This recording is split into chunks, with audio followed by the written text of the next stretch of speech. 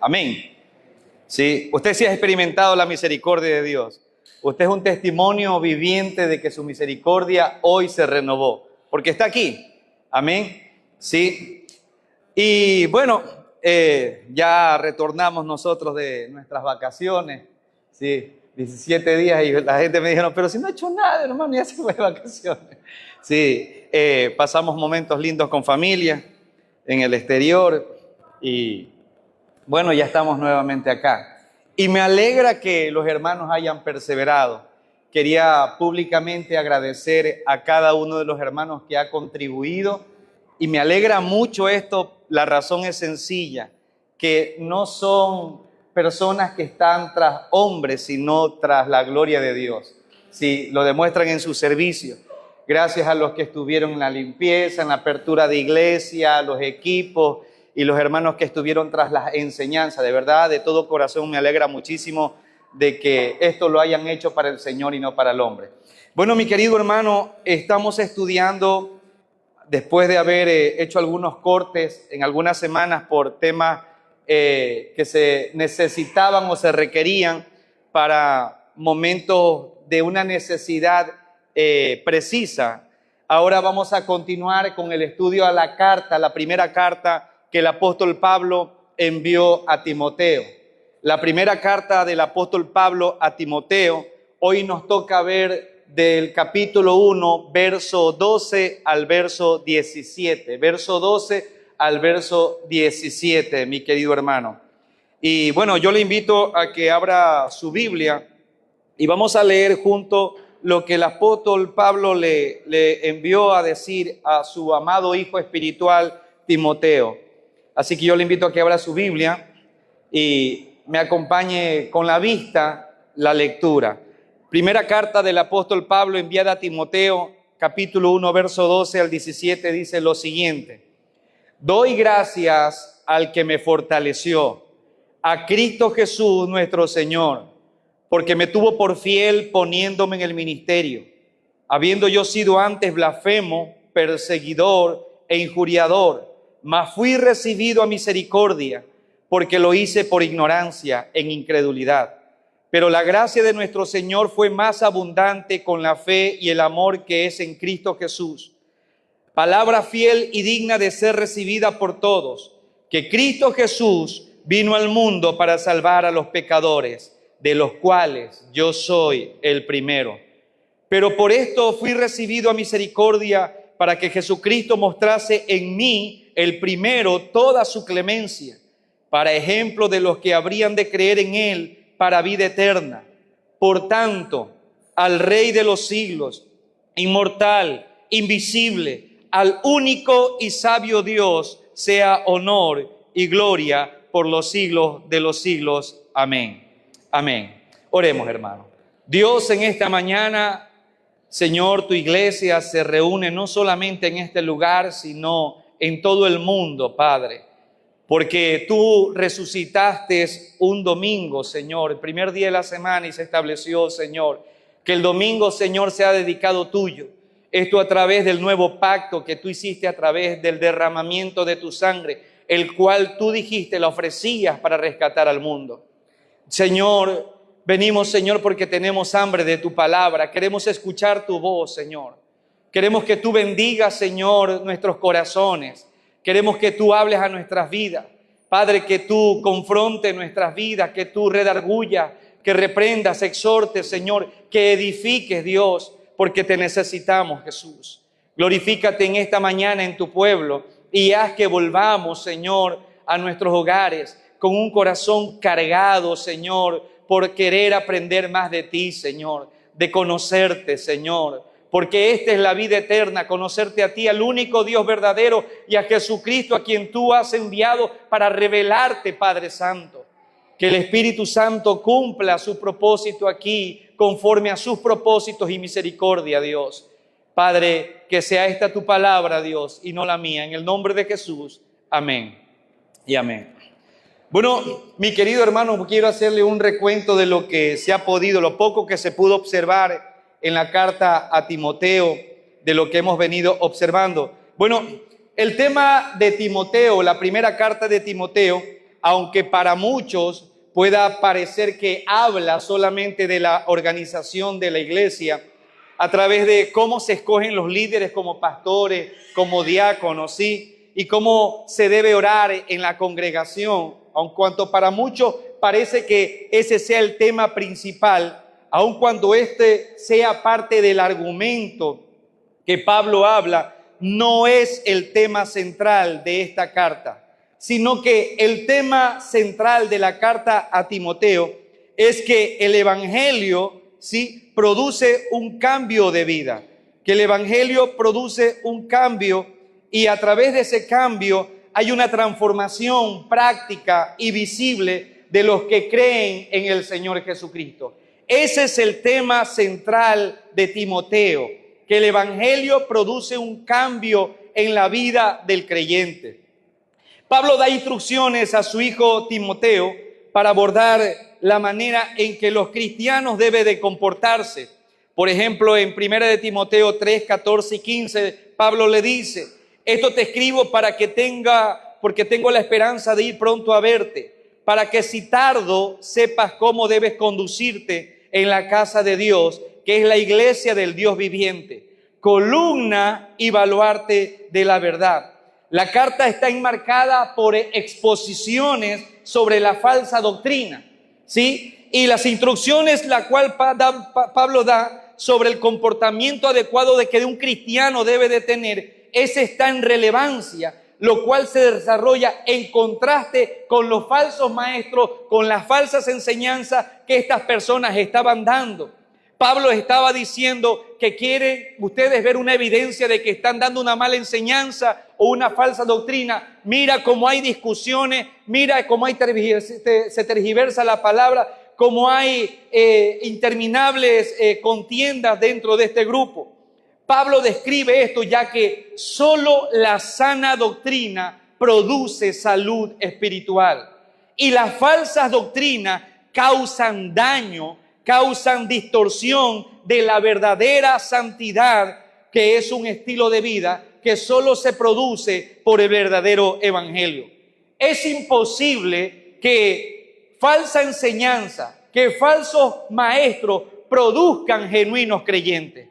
Jesús dijo que de un árbol malo no puede salir dos fuentes, dos frutos puede dar, malo o bueno, sale un fruto malo. De una misma vertiente no puede salir dos aguas, ni dulce ni salada, o es uno o lo otro. Y Pablo lo que está diciendo es que a causa de esas malas enseñanzas, de esas malas doctrinas, obviamente lo que va a producir es un falso evangelio, una falsa vida, sí, de apariencia, porque lo único que produce salud espiritual es la sana doctrina. Y de hecho la sana doctrina significa algo que es saludable, algo que te hace bien a tu vida, algo que te hace crecer. En la mañana veía a la hermana que estaba enseñando y decía que la leche espiritual es la palabra no adulterada, la cual produce un crecimiento en la persona. ¿Y cuál es el fin de todo esto? Lo dice Pablo más adelante. El fin de que cuando se te da sana enseñanza, sana doctrina, tú crezcas. ¿Para qué? Para que a través de ese crecimiento tú estés preparado para toda buena obra, para la obra que Dios ha determinado en tu vida. Es imposible que una falsa enseñanza produzca genuinos creyentes, pero es lógico y también se sostiene que la sana doctrina produce genuinos creyentes. ¿Por qué? Porque la palabra te confronta, te hace ver tu pecado, te hace ver tu error, te hace corregir, te instruye y te guía a arrepentirte y a depender del Señor de tal forma que seas tú el que te entregues por completo a Dios y que Él produzca en ti el querer como el hacer. Mira lo que dice, que Dios desea en ti producir su santidad.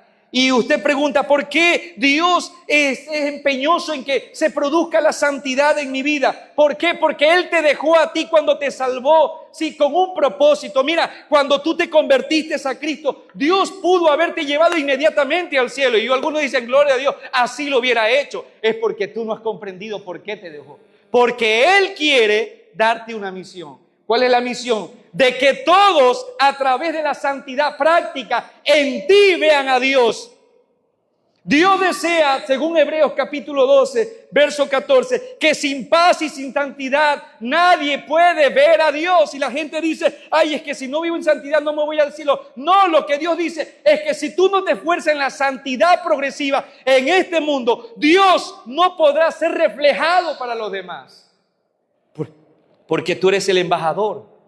Porque tú eres aquel reflejo de su gloria. Porque Cristo ahora vive en ti. El propósito de que tú estés aquí es que tú comuniques a Cristo a través de palabras, pero a través de tu comportamiento también. Porque tu testimonio es importante.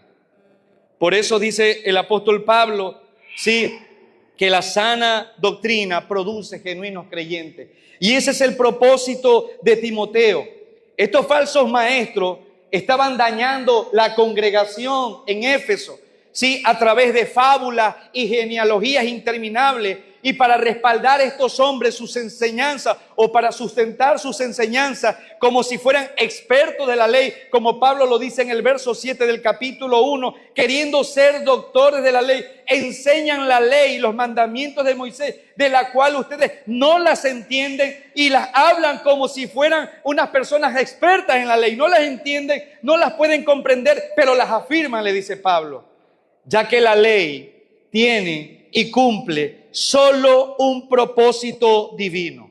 La ley, le dice Pablo a estas personas que estaban dañando la ley del Señor, ustedes no entienden lo que produce la ley. La ley fue dada, los 10 mandamientos fueron dados con un solo propósito. ¿Cuál es el propósito? De que la persona se entere de que es pecador y que no tiene esperanza. Los 10 mandamientos son colocados por Dios en la Escritura para que tú entiendas que no debes de practicarlo, esforzarte por alcanzar la salvación. Dios dejó colocados los mandamientos para que tú observes y veas que a través de esa ley ves tu imposibilidad de ser salvo y tú mismo reconozcas que no puedes y que eres pecador.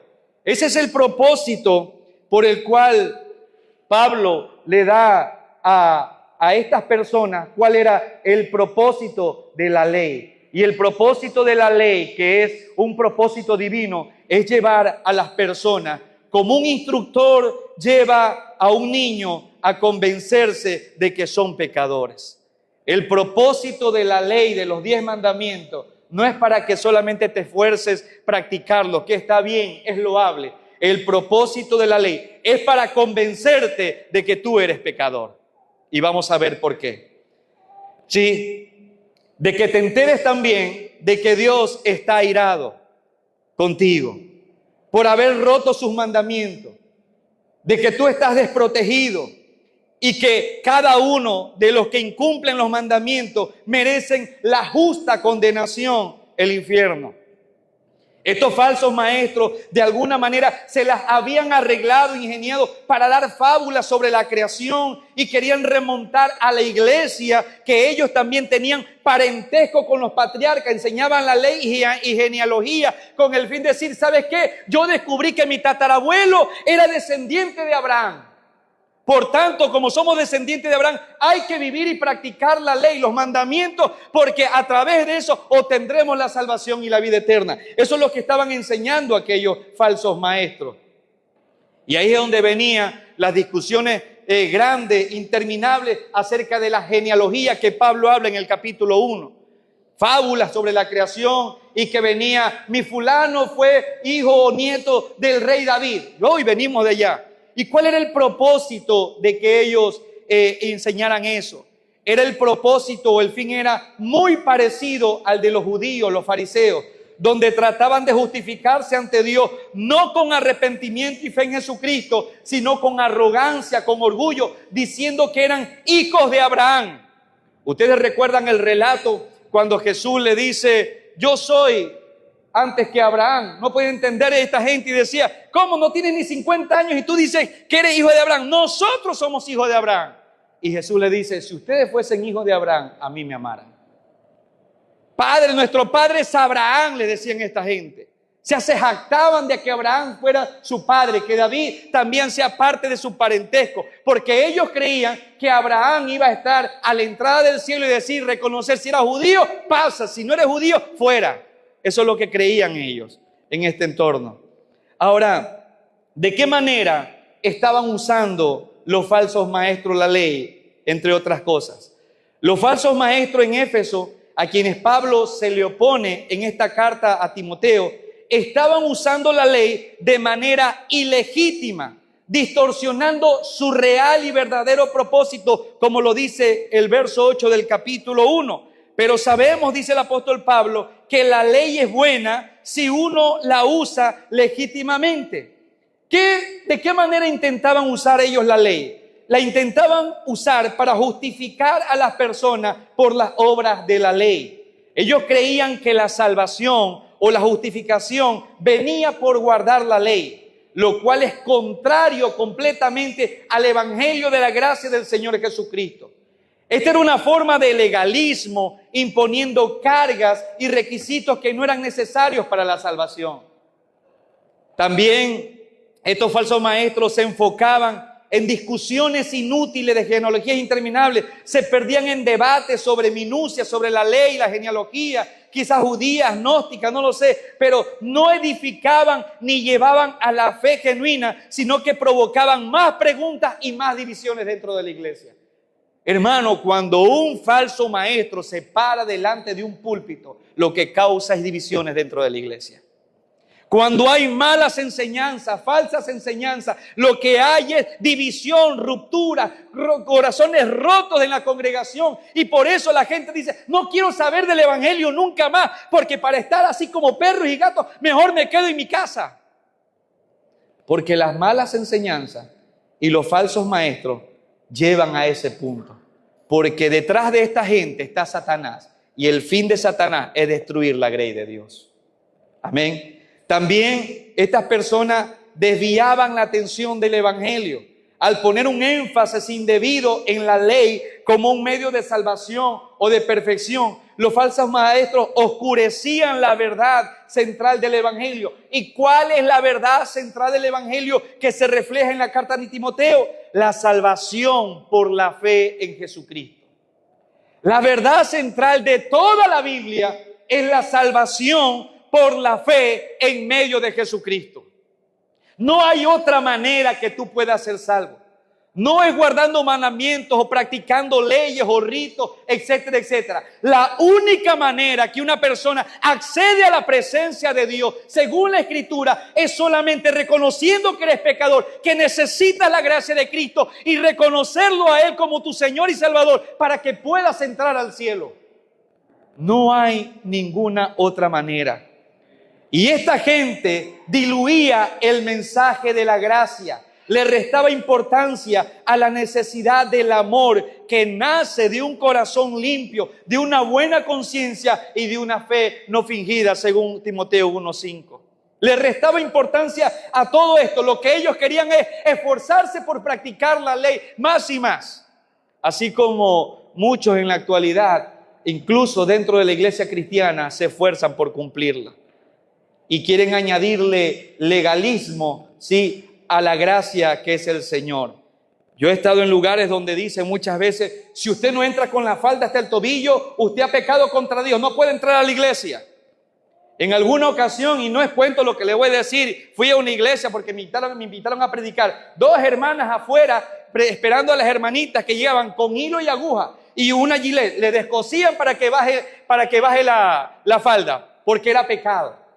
Y si la hermana entraba maquillada, hermano, uy, que es un payaso, que eso es del diablo y váyase a desmaquillar. Cosas así, hermano, ponen carga sobre las personas, olvidándose que Dios dice que no justifica al hombre por lo que hace, sino por lo que cree en Cristo Jesús.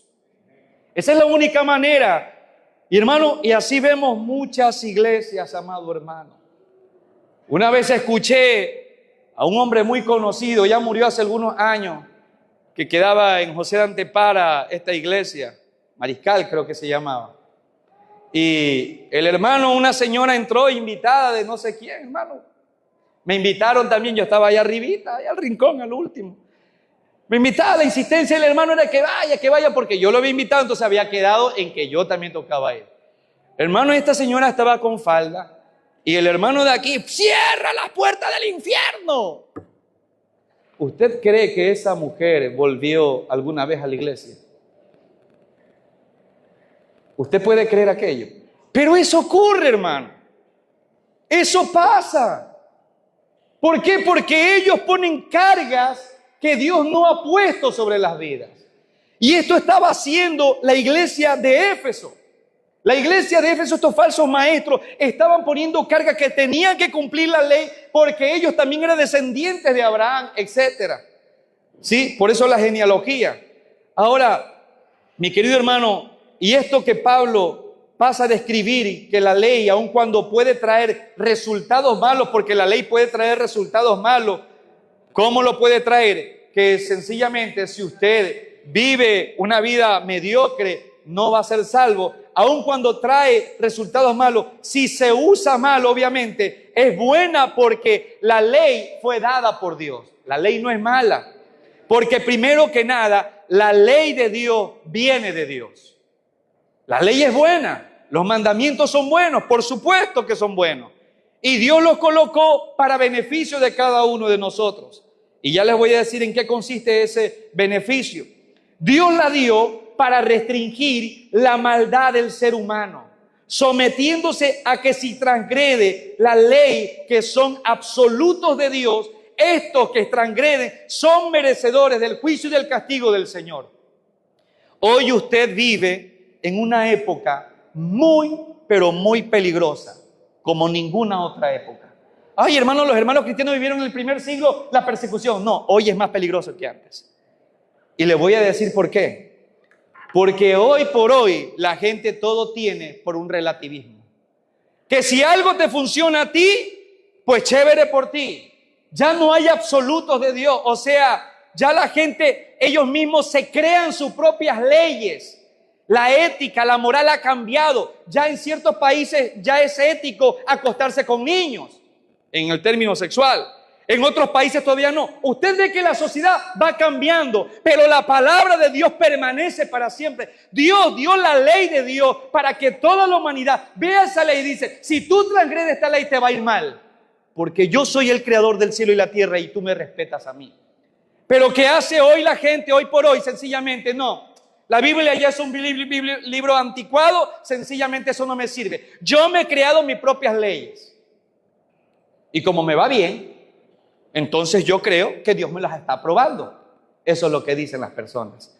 Pero mi querido hermano, Dios dio la ley absoluta, la palabra, para restringir la maldad. Un mandamiento dice, no matarás.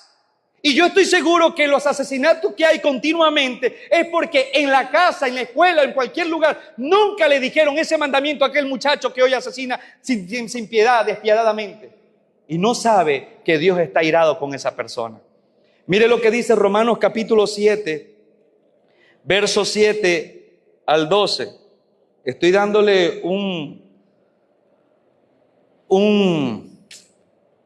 una redacción de lo que se ha visto.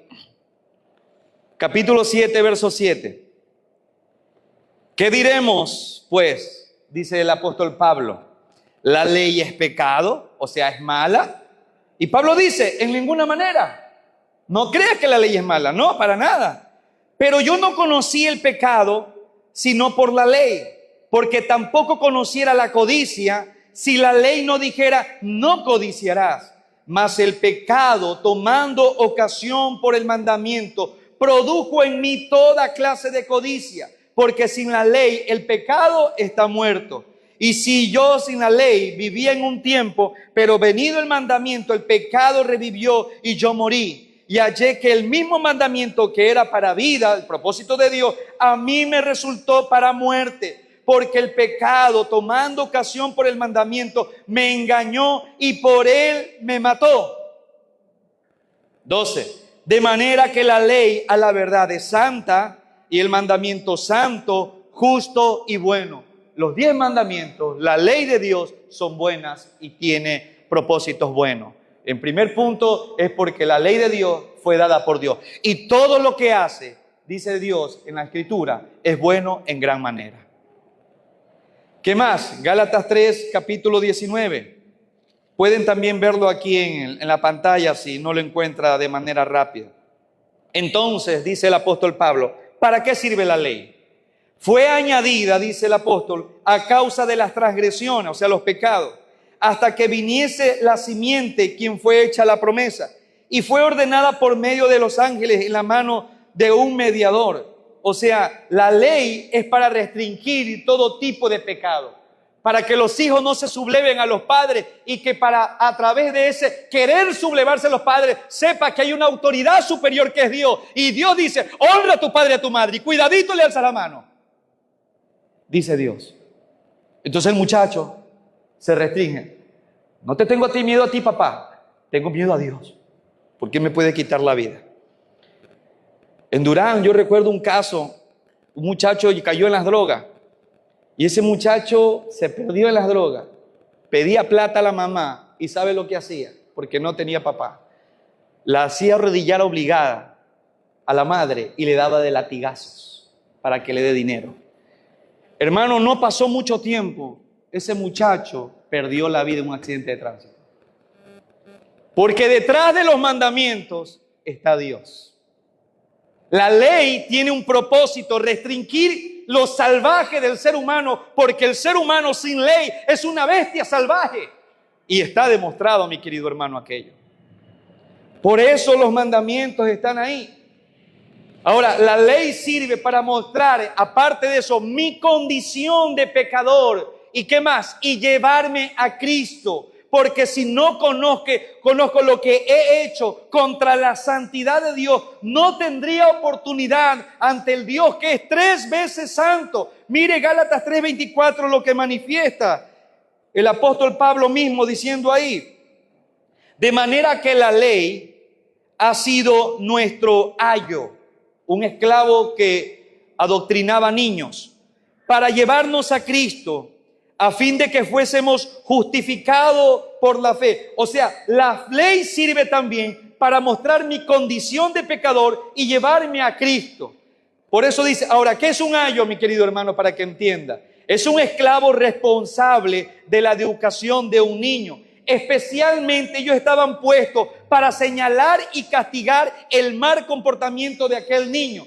Y tal como lo hacía aquel tutor o el ayo, la ley señala el pecado y lo castiga, mi querido hermano.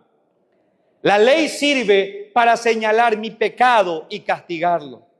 Entonces, ahora bien, usted puede decir, tú dices, yo por eso, hermano, me esfuerzo en guardar los mandamientos. Entonces, yo sí podría entrar al cielo, dices tú. Puedo morir tranquilo, pero escúcheme bien, según la Biblia, nadie ha podido guardar los mandamientos de Dios en su totalidad. Nadie en esta tierra, nadie ha nacido en este mundo capaz de guardar los mandamientos de Dios excepto Cristo. Nadie más. Ahora, Gálatas, que estamos ahí mismo,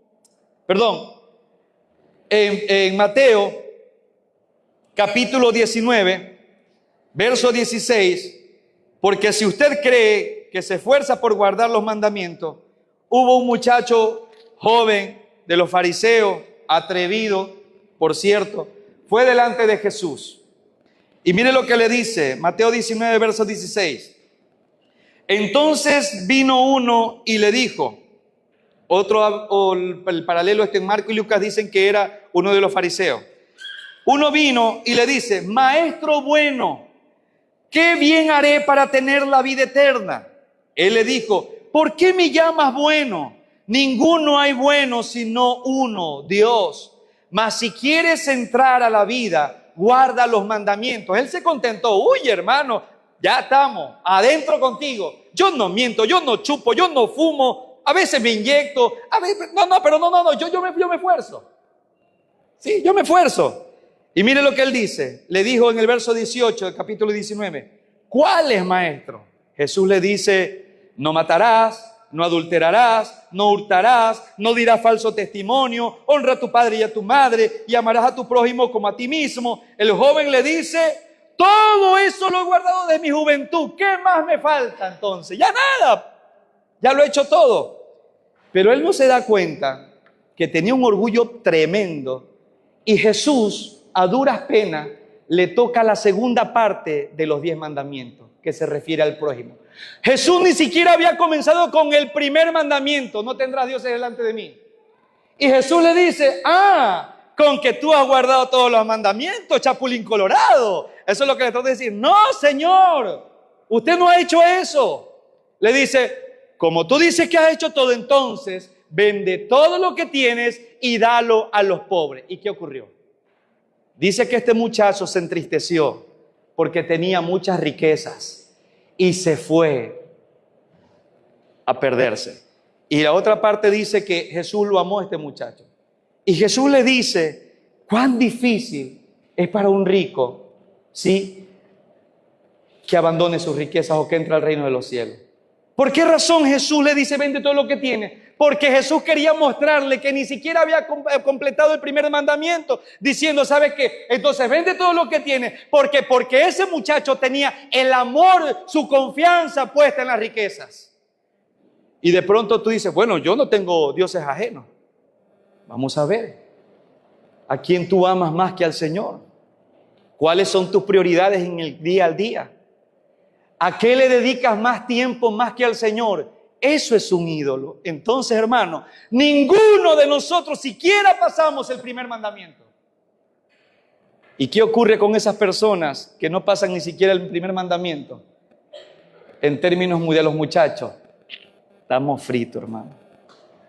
No hay esperanza. Vamos a Romanos capítulo 3, verso 10. ¿Sí me está entendiendo, hermano? Me estoy dando a entender. Mi intención es que comprendamos, voy despacio. Mi esposa me dice siempre: no corras, no hay necesidad. Sí, dale espacio. Si terminas bien y si no, pero dalo bien. Amén. Yo digo, verdad es. Bendita sea la sierva del Señor que me ha puesto. Mire, Romanos capítulo 3, verso 10 dice lo siguiente: como está escrito. Pero quiero leerles del verso 9. ¿Qué pues somos nosotros, hablando los judíos, mejores que ellos? Pablo diciendo: nosotros los judíos somos mejores que los gentiles, que nosotros. Y dice Pablo: en ninguna manera. Pues ya hemos acusado, o sea, Pablo dice: a judíos están fregados. No, que son de Abraham, están fregados, no tienen entrada. Y también a gentiles, también nosotros estamos fregados, no hay entrada. Que todos están bajo pecado, dice el apóstol Pablo. Todo el mundo está bajo pecado. Y yo pensé que estaba cumpliendo los mandamientos. Yo dije: la entrada del Señor me va a decir: entra, mi siervo, todo esto es tuyo. No, el Señor te dice: ¿dónde vas? ¿A dónde crees que vas a ir? Porque dice el verso 10, como está escrito, Salmo 14, Salmo 50, dice lo siguiente: no hay justo ni aun uno. No hay quien entienda. No hay quien busque a Dios. Todos se desviaron, a una se hicieron inútiles. No hay quien haga lo bueno, no hay ni siquiera uno. Sepulcro abierto es su garganta. Cada vez que pelea, sacas veneno tú de ese sepulcro, de tu garganta. Con tu lengua engañas, difamas, etc. Veneno de áspides hay debajo de tus labios. De su boca está llena de maldición y de amargura. ¿Cuántos no hemos maldecido o en una explosión de enojo hemos marcado a una persona? Sus pies se apresuran para derramar sangre. Yo no me voy a dejar, me pongo aquí. A ver, espérate conmigo. Así somos. ¿Sí o no? ¿Usted ha visto eso? Usted. A mí, a papá le vas a dar. Ya, tú no me conoces como era yo en mi pasado. Verso 16. Quebranto y desventura hay en sus caminos, y no conocieron camino de paz. No hay temor de Dios delante de sus ojos. Pero sabemos que todo lo que la ley dice, la ley, los mandamientos, lo dice a los que están bajo la ley. La pregunta es: ¿quién no está bajo la ley? Todo ser humano. Para que el propósito es para que toda boca se cierre y todo el mundo quede bajo el juicio de Dios. Todo el mundo, sin excepción, está bajo el juicio de Dios. No hay esperanza. Si tú confiabas en que cumplía los mandamientos, todo el mundo está bajo el juicio de Dios, dice la Biblia. Pero ya mismo le vamos a dar la solución. Tranquilo, hermano. No se me desespere. Ya que por las obras de la ley, ningún ser humano será justificado delante de él. Porque por medio de la ley es el conocimiento del pecado. Ya que por las buenas obras que uno quiere hacer, ningún ser humano, dice Dios, hay un absoluto de negativo, ningún ser humano podrá justificarse delante de Dios. Terrible, hermano. Tú sigues insistiendo en que tú eres bueno y que haces buenas cosas, que has cometido ciertos pecadillos, pero no eres tan malo. Y no creo que Dios me condene, tú dices, la persona dice, yo no creo que Dios me lleve al infierno porque mentí. Es una mentira blanquita. ¿Quién no miente? Dicen las personas. ¿Quién no ha mentido? Ni usted que está parado, usted también es mentiroso, por supuesto. Claro que sí.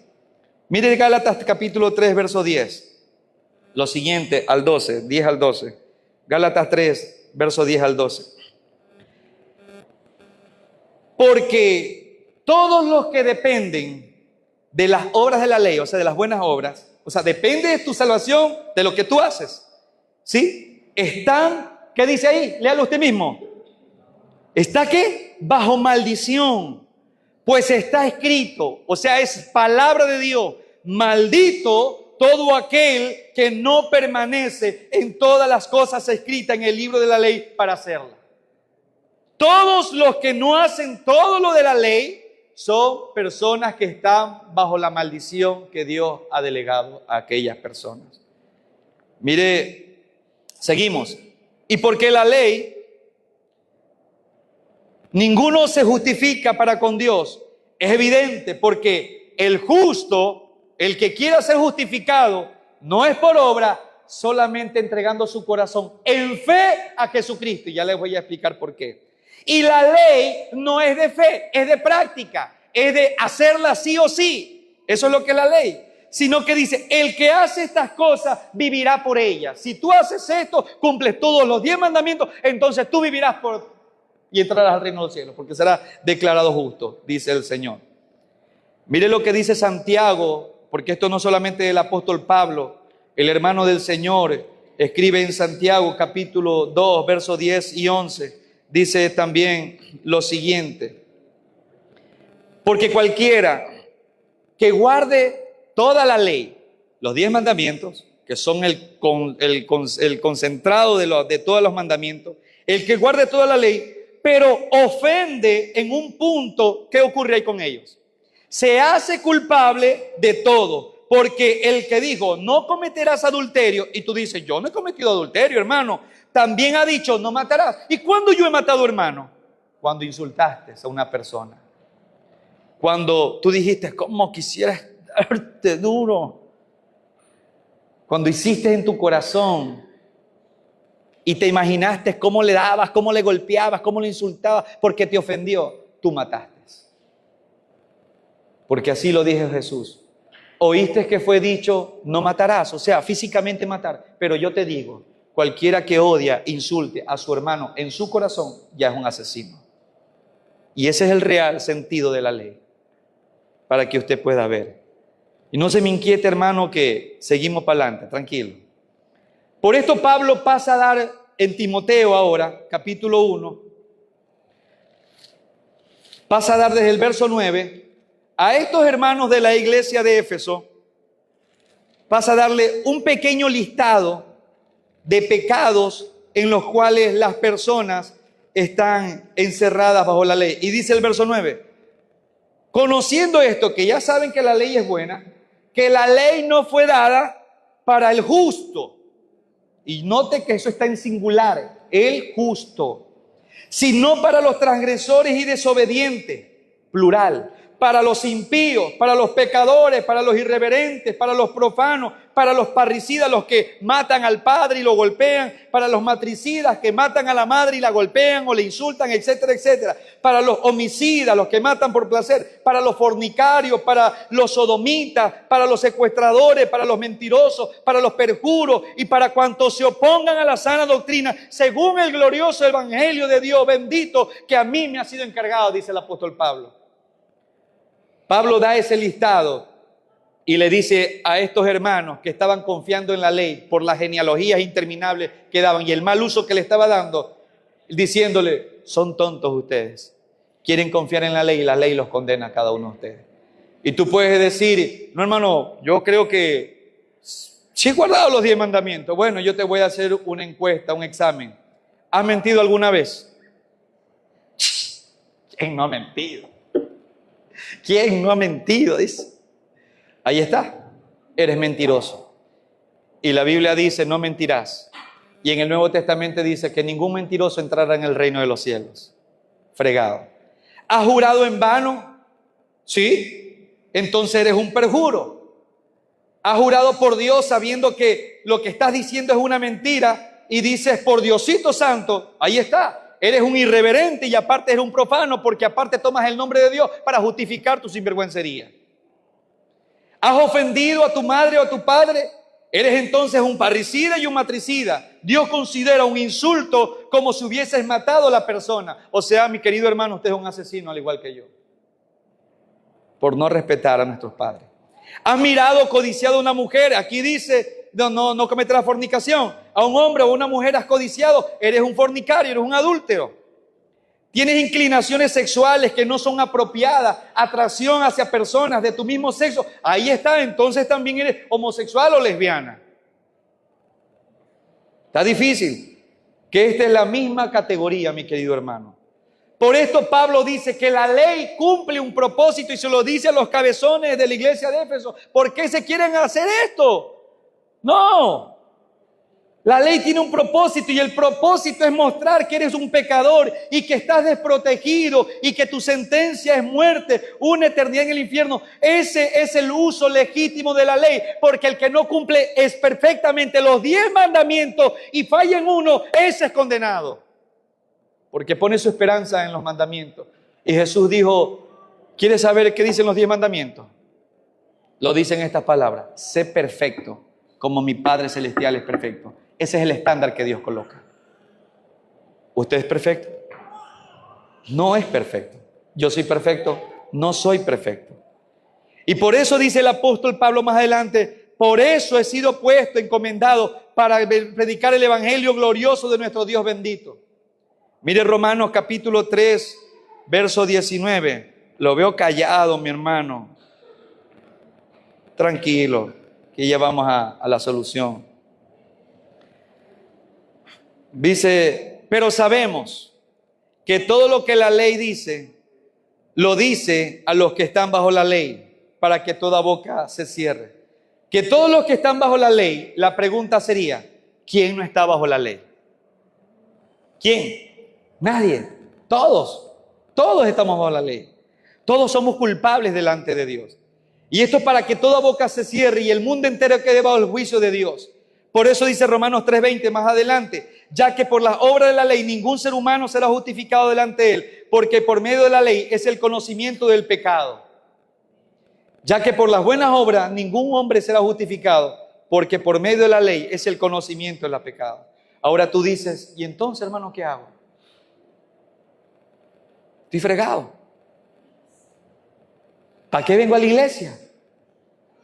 ¿Para qué leo la Biblia? Mejor me voy. Ya estoy fregado. Y dices, ¿qué Dios tan malo? Yo pensé que haciendo buenas cosas me iba al cielo, porque así me enseñaron mi abuelita, mi tatarabuelita de la iglesia. Yo pensé que si creo en Jesús, etcétera, en algún santo, más las obras que hago, me voy al cielo. Pero veo que la Biblia me dice que no. Y estás tú preocupado. Vamos otra vez a Gálatas, capítulo 4, verso 4 y 5, para que usted vea el amor inconmensurable de nuestro Señor Jesucristo. Dice Gálatas 4:4, pero cuando vino el cumplimiento del tiempo que Dios había establecido, Dios Padre envió a Dios Hijo, Jesucristo, nacido de mujer y nacido bajo la ley, para que salvase, redimiese a los que estaban bajo la ley, a fin de que recibiésemos la adopción de hijos. Y mire lo que dice Romanos 3:21, volvemos a Romanos, mantenga su dedo ahí en Romanos 3, hermano, que vamos a estar continuamente en esto. Dice el verso 21, pero ahora, aparte de la ley, se ha abierto un nuevo camino, es lo que trata de decir aquí. Se ha manifestado la justicia de Dios, testificada por la ley y por los profetas, la justicia de Dios por medio de la fe en Jesucristo, para todos los que creen en Él, porque no hay diferencia, por cuanto todos pecaron, judíos y griegos, gentiles, usted y yo, están destituidos de la gloria de Dios, siendo justificados gratuitamente por su gracia, mediante la redención que es en Cristo Jesús, a quien Dios puso como propiciación por medio de la fe en su sangre, para manifestar su justicia a causa de haber pasado por alto los tiempos en su paciencia, en los tiempos de nuestro pecado pasado. ¿Qué es lo que dice aquí? Que este es el regalo que usted y yo no merecemos. ¿De qué manera? Que el único, que dice Pablo en Timoteo capítulo 1, que la ley no fue dada para el justo en singular, para uno solo. ¿Quién? Jesucristo. Porque solo Jesucristo cumplió perfectamente la ley de Dios. Solo Jesús vivió perfectamente, nunca le encontraron pecado. Pablo, cuando Pilato lo examina, dice, no hallo culpa en él. Lo lleva a Herodes. Herodes dice, yo tampoco hallo culpa en él ni pecado. ¿Sabe qué? Fue examinado. Jesús nunca pecó. Él vivió perfectamente la ley de Dios. Y como Él vivió perfectamente la ley de Dios, Él tiene vida eterna y vida para regalarla a cualquiera. Él cumplió cada aspecto de la ley. Y por cuanto la vivió perfectamente, Él fue declarado justo delante de Dios, porque nunca se halló pecado en Él. Él murió entonces por mis pecados, por tus pecados, siendo perfecto, y resucitó para regalarme su justicia, y Él me ha declarado justo. El que cree en Él vivirá por Él.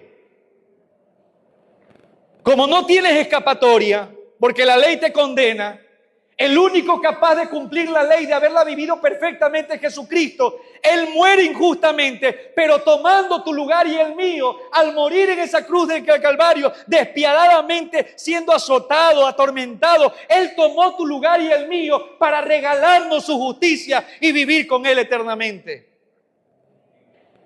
Por eso, esforzarte por guardar los mandamientos te es inútil.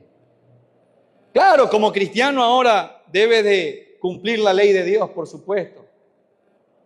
Pero ten en cuenta que vas a fallar.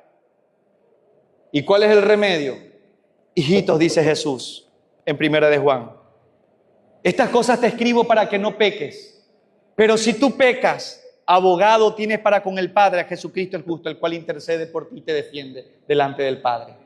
Ninguna condenación hay para los que están en Cristo Jesús, los que viven en la atmósfera de Cristo Jesús, los que le pertenecen a Jesús, los que han declarado su bancarrota, le han depositado su vida, su confianza a Jesús, dice el Señor. Ninguna condenación hay para ellos.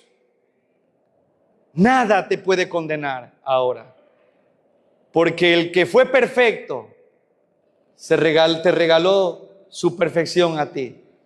Y déjame decirte, el Padre Celestial te ve a ti a través de Jesús. Y te ve y te dice, Alfonso, qué gusto verte. Eres perfecto. No por su propia justicia, sino por la justicia de Jesús. Lucas, qué hermoso te ves hoy día. Te veo perfecto caminando conmigo. Pero si yo pequé, no, es que te veo a través de Jesucristo. Él es la propiciación por nuestros pecados. Pero no termina ahí. Ahora Pablo muestra que no hay pecado, porque aquí va al otro punto, al otro lado, el apóstol Pablo, y pesa la balanza a los que están en la iglesia. Le dice, mi querido hermano, es lo que trata de decir Pablo en resumidas palabras.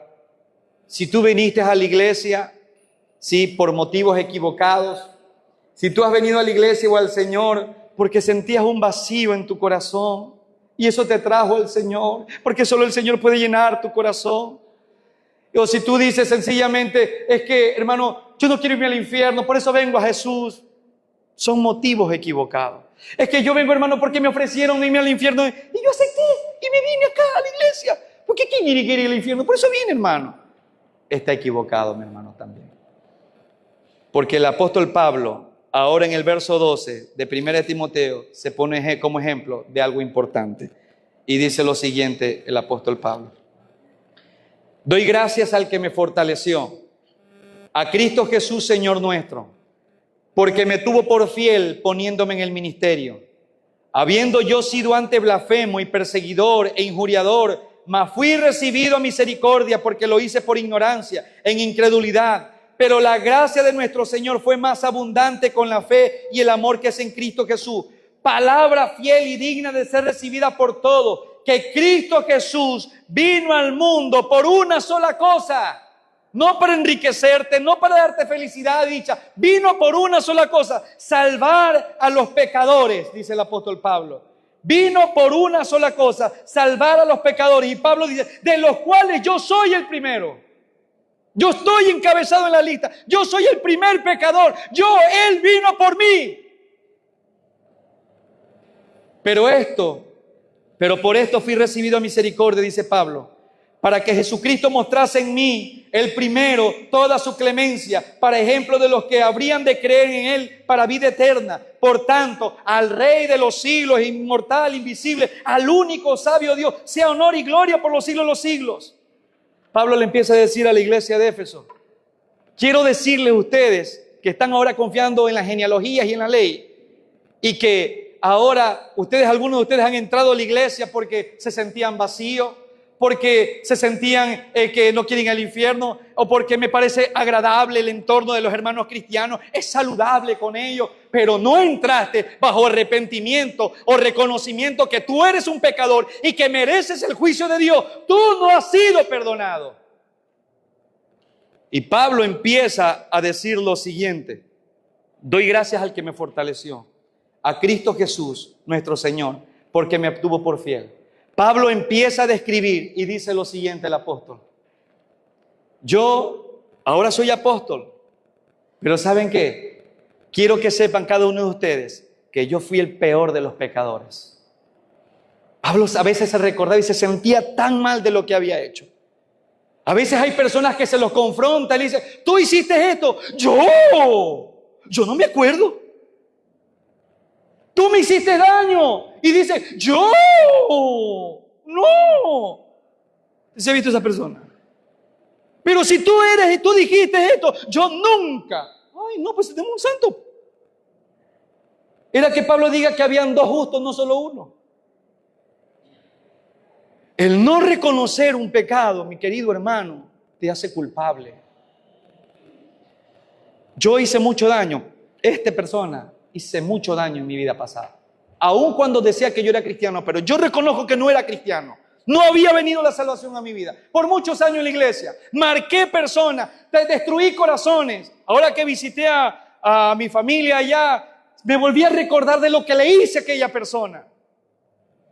Y vine acá y le decía, Señor, perdona por el daño que le hice. Ya me perdonó, pero me siento pésimo, me siento mal, me siento culpable. Y el Señor me dice, levántate porque mi gracia está en ti. Pero el reconocimiento de tu pecado es lo que hace que tú te mantengas firme. Por eso el apóstol Pablo diciendo, yo soy el primero de los pecadores. ¿Y quieren saber quién soy yo? Yo perseguí a la iglesia del Señor. Y no solamente eso, yo maté cristianos. No solamente los mataba, dice Hechos capítulo 8, 9 y el 26. Dice lo siguiente, yo consentí en que apedrearan a ese muchacho de 17 años llamado Esteban, porque él estaba, yo creía, en contra de mi Dios. Y dije, apedréenlo, y lo apedrearon. Y dice la Biblia que él respirando amenazas de muerte, o sea, no se conformó con matar y meter a algunos presos en Jerusalén. Dice que respiraba amenazas de muerte. ¿Qué quiere decir eso? Que cuando él respiraba, no es suficiente. Tengo que hacerle daño. Tengo que matar más a estos desgraciados. Palabras así. No es suficiente. Pidió cartas a los sacerdotes, a los fariseos, para ir a otras ciudades y perseguir cristianos. ¿Y sabe lo que hacía Pablo? Cuando capturaba personas, los obligaba a blasfemar. Castígalo, azótalo. Renuncia a Cristo. ¿Crees en ese Cristo? Sí, todavía creo. Dale más duro, sigue. Venía otra vez y le decía, ¿sigue creyendo en Cristo? Sí, dale más duro hasta que blasfeme. Y quizás algunos blasfemaron del nombre del Señor. Porque este hombre era un blasfemo y era un torturador. Y en su amenaza de seguir tras cristianos, dice que él obtuvo algo importante que nunca se va a acordar: la misericordia del Señor. Mientras él respiraba amenaza y muerte, Jesús respiraba paciencia y misericordia para él. Y le dice: Pablo, Pablo, ¿por qué tú me persigues? Y lo hace caer del caballo. ¿Quién eres, Señor? Y lo hace transformar. Y Pablo reconoce aquí que la fuente de su servicio no era por lo que él era. Es que yo soy erudito, es que la iglesia me necesita, yo tengo tantos títulos, PhD, ya estudié el seminario teológico, yo ya soy esto, yo soy acá, por eso la iglesia me necesita. No, no eres nadie. No somos nadie delante del Señor. Si estamos aquí es por pura misericordia y gracia, nada más. Porque tú también marcaste personas e hiciste daño.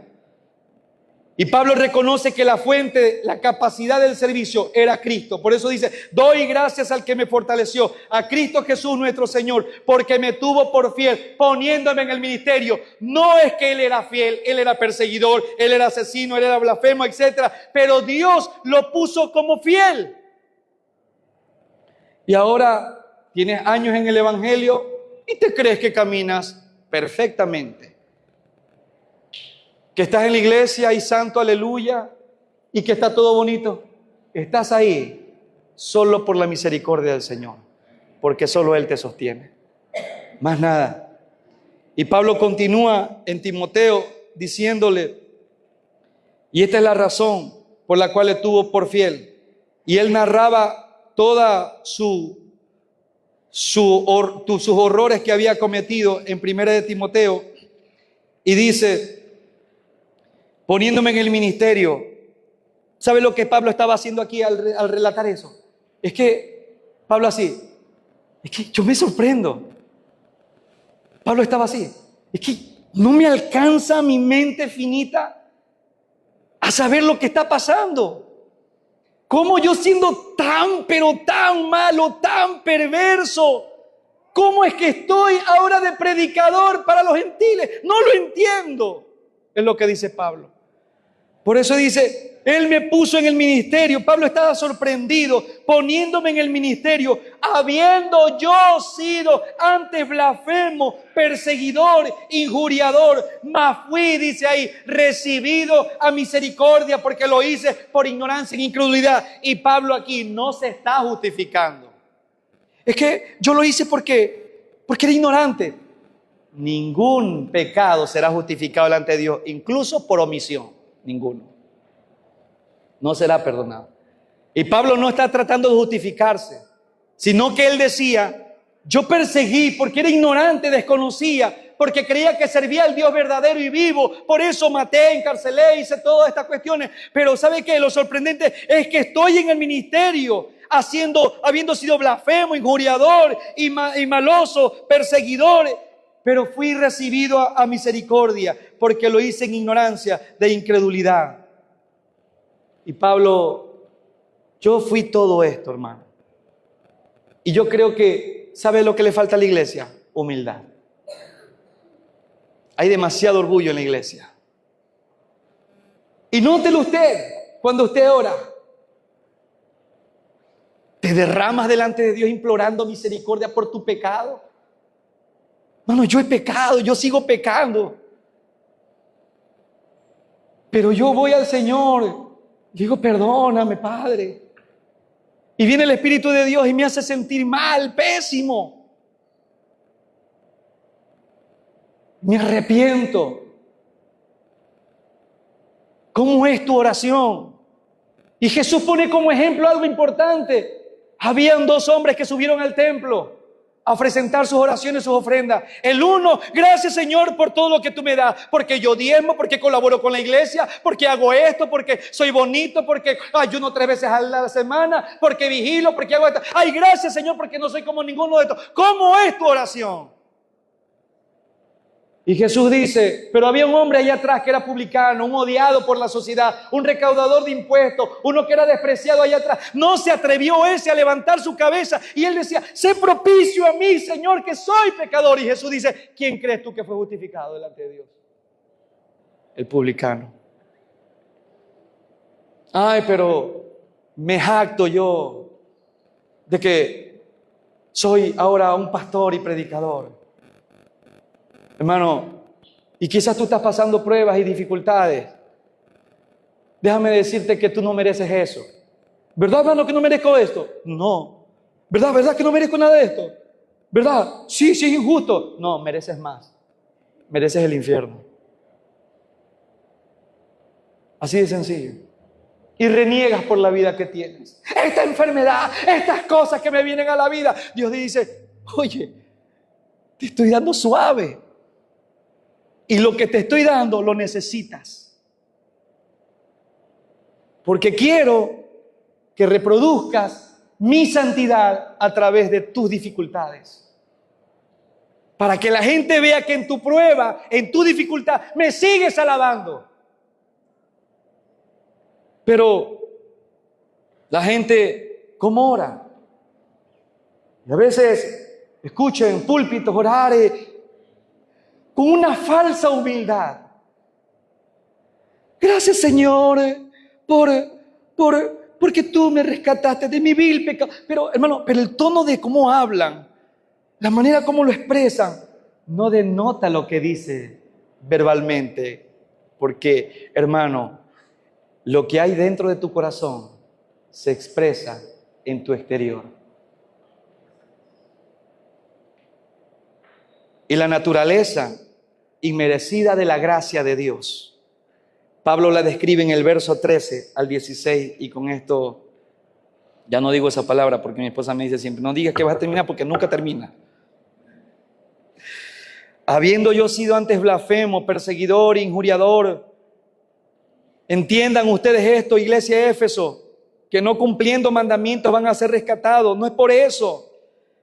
Me pongo como ejemplo lo que le dice Pablo. Miren mi vida. Yo no confío en la ley. Si hablamos de la ley, yo fui perverso. Merezco todo esto. Pablo le dice, pero la gracia, y escuche, la gracia de nuestro Señor fue más abundante. ¿Con qué objeto? Con la fe y el amor que es en Cristo Jesús. O sea, cuando yo pequé, cuando yo era ignorante, cuando yo hice esto, su gracia me sobrecogió. El término que habla, o sea, sobreabundó, me cubrió, llevó más allá de los límites. Su gracia fue plena en mí.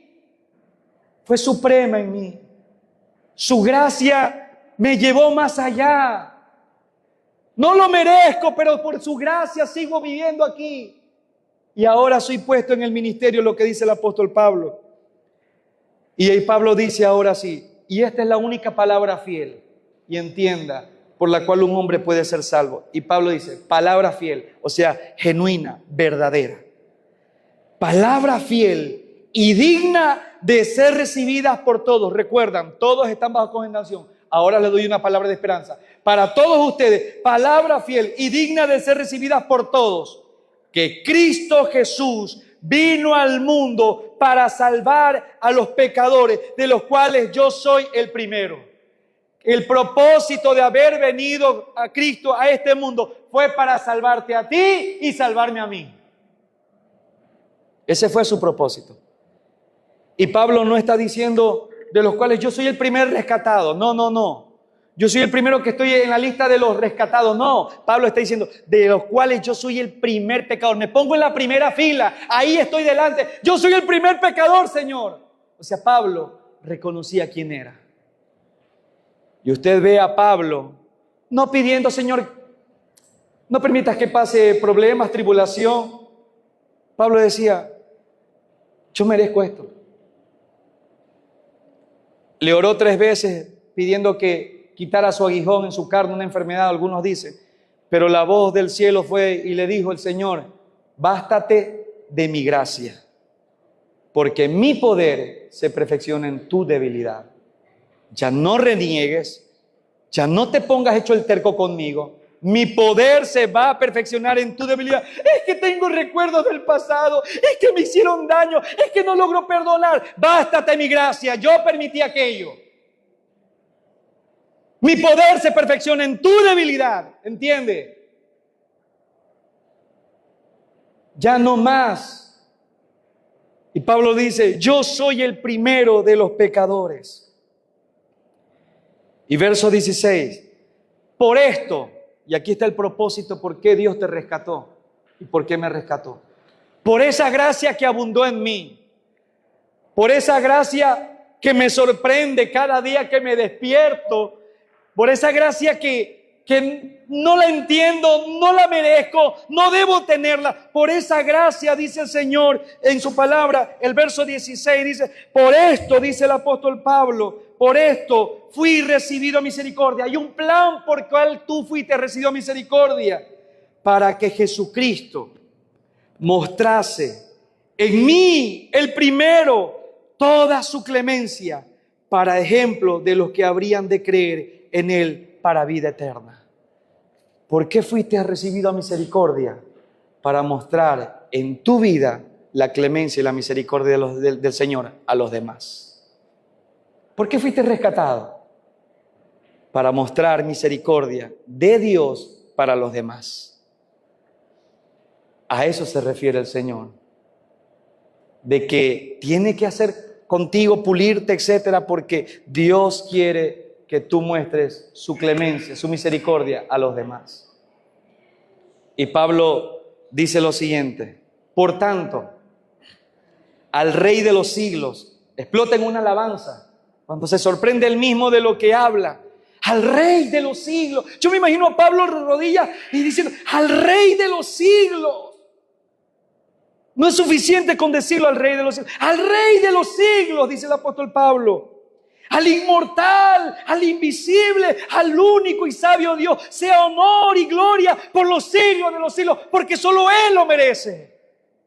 Solo Él y nada más que Él. Y lo que Pablo resumió aquí es diciendo que todo el mundo, no hay pecado grande que Dios no pueda perdonarlo. Y tú que eres cristiano, déjame decirte que no hay pecado pequeño que necesite el perdón del Señor Jesucristo. Por tanto, el Señor dice, todos son culpables y necesitan mi perdón. Todos son culpables y necesitan el reconocimiento. Todos están destituidos de la gloria de Dios y necesitan suplicar salvación. Si tú dices que estás aquí porque te sientes aburrido en tu casa, porque te parece chévere estar en la iglesia, y no has reconocido que le fallaste al Señor, y ahora dependes de Él, no vas a entrar al cielo. Hermano, escúcheme, yo soy directo y frontal, no va a entrar al cielo. Haga lo que haga. Quizás nadie se lo ha dicho frente a frente. Yo sí se lo digo, no va a entrar. Pablo no adorna su pasado ni minimiza sus pecados. Se describe a sí mismo con 3 palabras: blasfemo, perseguidor, injuriador. Pero él dice lo que decía, lo hacía por ignorancia, pero su ignorancia no lo justificaba a él. Ahora, ¿qué hemos aprendido de la magnitud de la gracia? No hay pecado demasiado grande para la gracia de Dios. Si te sientes abrumado por tu pasado, mira a Pablo y mira a Jesús en la cruz del Calvario. Si Cristo lo salvó a Pablo, puede salvarte a ti también. Hay gente que dice, yo no creo que Dios salve a ese violador, a ese genocida, a ese que mató a tanto. Dios lo puede salvar si se arrepiente. Es que Dios no necesita hacer gran cosa conmigo, porque lo mío es algo ligero comparado a lo otro. Claro, comparas con un ser humano, compárate con Cristo y vas a ver cómo queda en desbalanza. ¿Cuál debería ser nuestra respuesta ante la gracia? La única respuesta lógica, apropiada ante la gracia de Dios es adoración. Tirarte delante de Él y adorarlo, nada más adorarlo. Que nuestras vidas, mi querido hermano, sean un continuo amén a la grandeza de nuestro Dios, dándole honor, gloria por los siglos de los siglos, porque solo Él merece la gloria. Nadie más. Nadie más, mi querido hermano. Que la gracia de nuestro Señor Jesucristo nos siga fortaleciendo y transformando de día en día. Amén. Póngase de pie, mi hermano. Lo veo como raro usted.